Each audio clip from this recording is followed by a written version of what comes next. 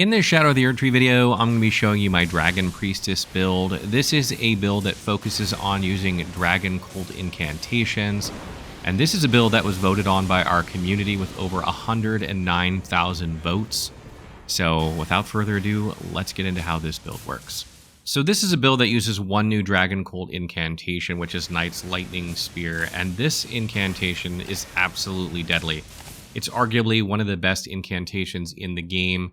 It has incredible range. I love that the projectiles that come out, if you get interrupted mid-animation, will still come out anyway if you get the little, display up above you already popping up. So you can get the damage off even if you can't finish the full cast, which is great. You can charge this up for extra damage. And what I really love about this spell compared to Lightning Spear, even though the damage isn't that much more than Lightning Spear, is that the stance damage on it is significant, which allows you to stance break bosses. And when you stance break bosses, you can go up to them and use other spells or continue to rain, Knight's Lightning Spear into them to just deal tons and tons of damage to them while they're standing there. One really deadly combo I found is when you stance break any sort of medium to large boss using Knight's Lightning Spear and then run up to them and use a charged Ancient Dragon's Lightning Strike. This will basically finish off any boss if they're less than about half health, roughly. Not every single boss in the game, but certainly most of them. But it only really works well if they're medium to large sized. But if you go up there when they're, sitting there stance broken, can't do anything, and charge one of these bad boys up right in their face, it absolutely nukes them, and it'll end a lot of fights before you even have to deal with phase 2, which is, the hardest part of most boss fights, so that's absolutely phenomenal. So I messed around with other of the new Dragon Cult Incantations as well. Dragon Bolt of Flasks gives you damage negation, and frankly, it's very hard to get, and it's just not worth it in my opinion. The amount of damage negation you get is basically similar to Golden Vow, but Golden Vow also gives you an attack buff, which is going to boost the damage of your spells, which we use in this build, so I don't recommend getting that spell. So other spells we use for this build are Lightning Spear. This is pretty much a staple for any Dragon Cultist build. This is a good ranged single target spell that you can charge for extra damage. And you should be flinging this, at regular enemies that you can kill in one hit with it. It's good for that, and it's cheaper than Knight's Lightning Spear. So that's what you're going to use it predominantly for. You won't use this really in any other scenario, except for when you're exploring and trying to minimize your FPUs. And then Lightning Strike is a good, straight line, kind of zigzaggy a little bit, but mostly straight line AoE spell. And I like this for when enemies are kind of grouped, like when you see 2 or 3 enemies grouped up, like on the landscape. You can usually wipe them out with one cast of this. Sometimes you get unlucky and it doesn't hit both or all 3 of them. But if you line yourself up properly, usually you can get all of them in one cast, which not only saves you FP, but prevents you from having to deal with a charging enemy that can be difficult to deal with. Honed Bolt is also not a bad option as an alternative to Lightning Spear. You can chain this really, really fast. Like the first cast is kind of slow, but after that the casts get faster. So you can use this on hard to kill enemies if you can get the drop on them at range and just keep spamming it. But I find that Knight's Lightning Spear kind of does the job better than this on hard to kill enemies. So you could use this as an alternative of Lightning Spear in some cases. That's predominantly what you'd use it for, or you don't need to use it at all.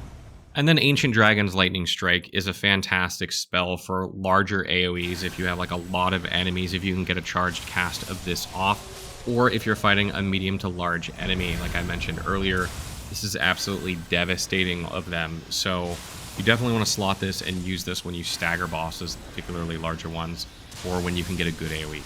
Additionally, Electro Charge just wasn't that great in my opinion. The damage that it does is negligible. I think this spell probably needs a patch. There are several spells in the DLC that still need patches to be very viable. It's probable that this will be more viable in a future update, but currently I can't really recommend it because the damage it does is minimal. Additionally, in my testing, it doesn't seem to increase the charges of Rottenwinged Sword Insignia or Millicent's Prothesis, anything like that, so it's not going to build up your attack power just by standing near enemies. And the other thing is, in my brief testing with it, I didn't notice that it maintained the stance damage on bosses.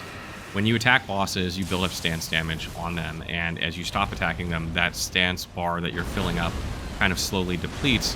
So if you're going for stance breaks, you have to be very aggressive. And one of the things that this could have been really good for is keeping that stance bar going up, even if a little bit, at least preventing it from going down. My testing, it doesn't seem to do that. So the uses for this seem to be very few and far between. So for Sacred Seals for this build, I have the Erdtree Seal since we have 80 Faith here trying to get very high incantation scaling.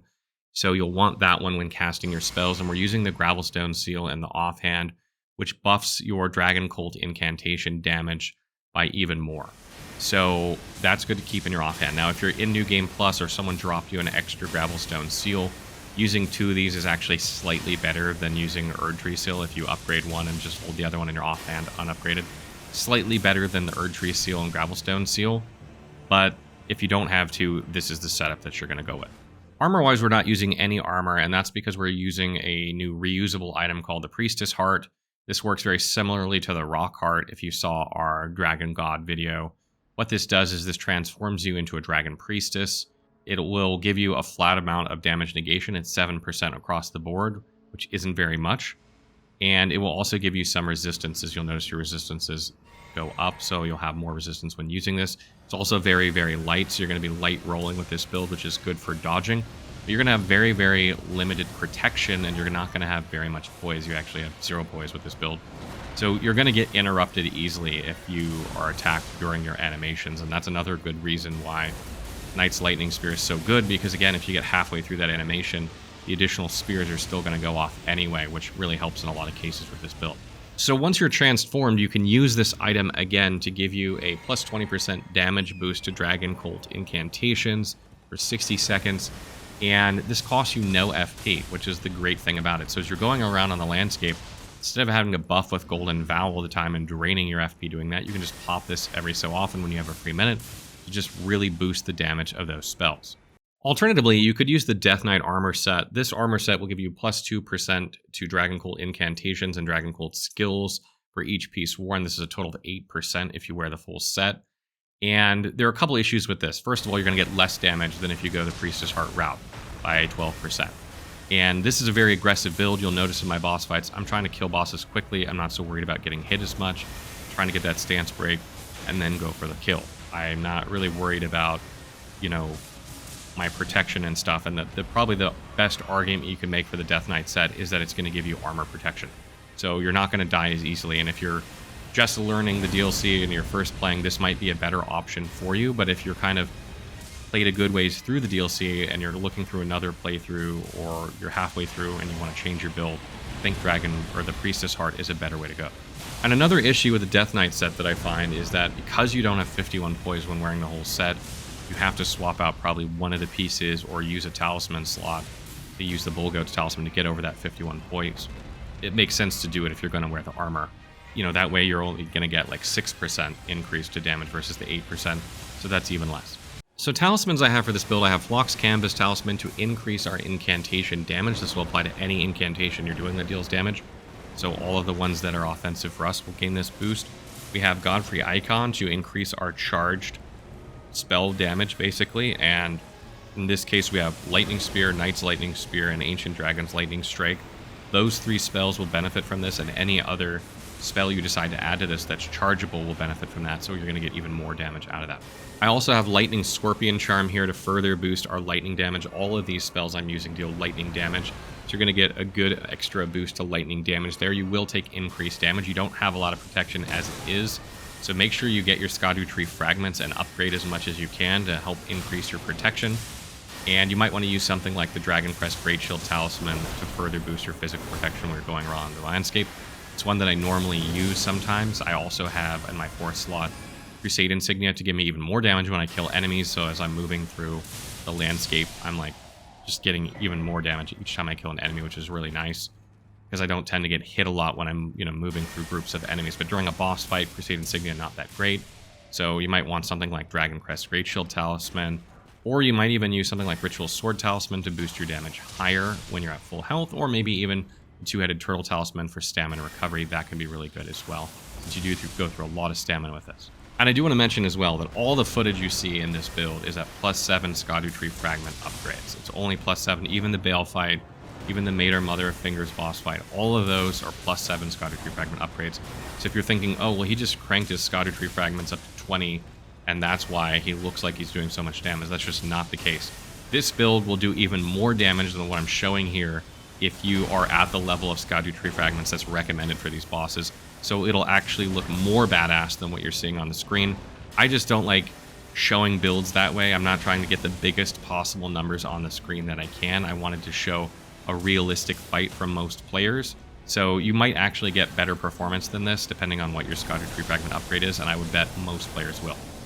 Getting into attributes here, we have at level 159, 55 Vigor, 38 Mind, 20 Endurance, 8 Strength, 12 Dexterity, 16 Intelligence, 80 Faith, 9 Arcane. You literally don't need any Strength, Dexterity, Intelligence, or Arcane for this build. Those stats are the lowest I could get based on my starting class, so you won't need any of those. Vigor is at 55 because we're going to trade damage sometimes with this build, and you just need higher health in order to stay alive in the DLC, particularly if you have no protection like we do. Definitely want to get this to 60 eventually. Mind is at 38 to give us plenty of FP to cast spells, and you might even want to take it higher than this eventually, but you minimally want 38. Endurance is at 20. This allows us to light roll with our equip load. Light rolling is a good way to dodge attacks. We don't really need a lot of endurance with this build. You do go through some stamina casting like Knight's Lightning Spear, just spamming it back and forth, back and forth. So you will go through some stamina, so having some more endurance isn't necessarily bad. And obviously, if you went the Death Knight's armor set route, you'll probably need more than this in order to medium roll. So this might be 25 or 30, depending if you went that route or not. And then lastly, we have 80 Faith here to take advantage of the Erdtree Seal to get the most out of it.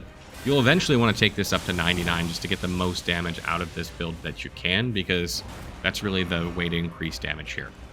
So for Flask of Wondrous Physique, there's a couple ways you can go. First of all, the Lightning Shrouding Cracked here is really good. Obviously, this is going to increase your lightning damage, and all of our spells deal lightning damage. You always want that one in there for basically anything that you're doing.